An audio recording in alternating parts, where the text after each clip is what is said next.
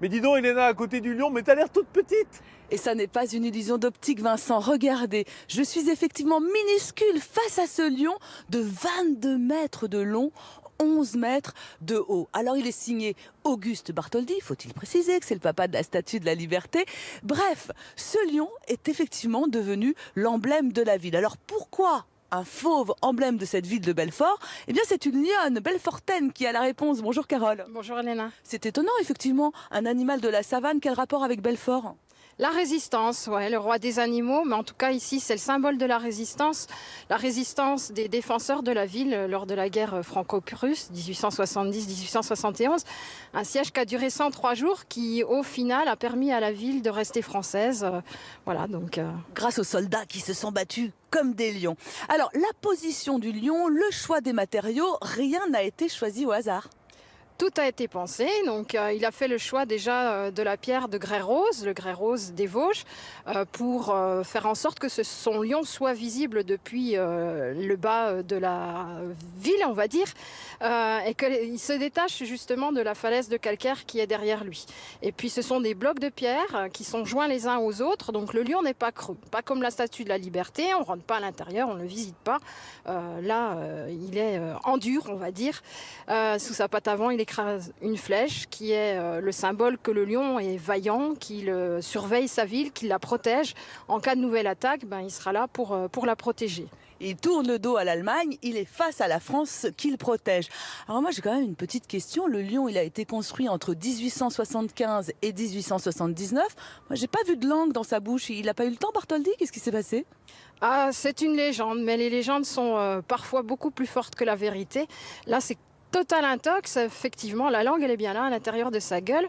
Et comme d'autres légendes autour du lion, il paraîtrait qu'il y aura une machinerie à l'intérieur de son ventre, qu'il y a des souterrains qui partent en direction de la citadelle. Total intox.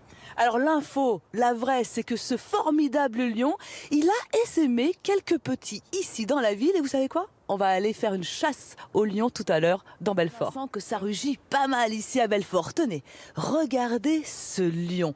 Eh bien, figurez-vous que des lions visibles ou peut-être parfois aussi cachés, on n'en trouve pas moins de 150 ici à Belfort. Je retrouve ma lionne, Carole. Carole, ce lion a quand même une histoire particulière. Il est antérieur à celui de Bartholdi. Pourquoi? Oui, écoutez, les commerçants se sont emparés de l'image du lion parce qu'on en entend parler dès 1872 et il sera construit, on va dire, de 75 à 80.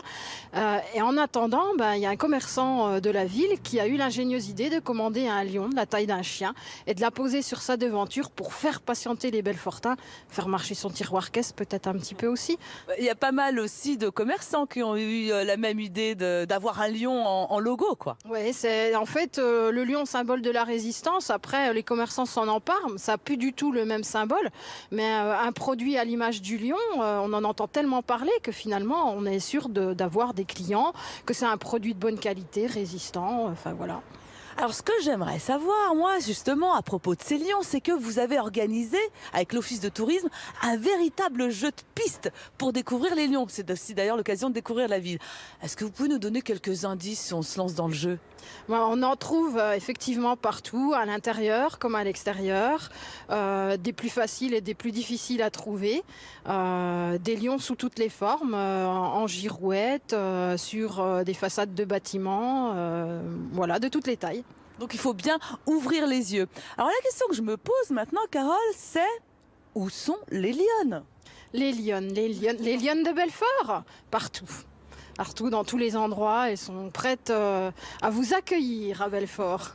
Comme vous. Alors moi justement, je vais partir en chasse, je vais jouer à la lionne, je vais essayer de découvrir les fameux lions de Belfort. Je vous en ai dit 150, je vais tous les compter, je vais tous vous les rapporter.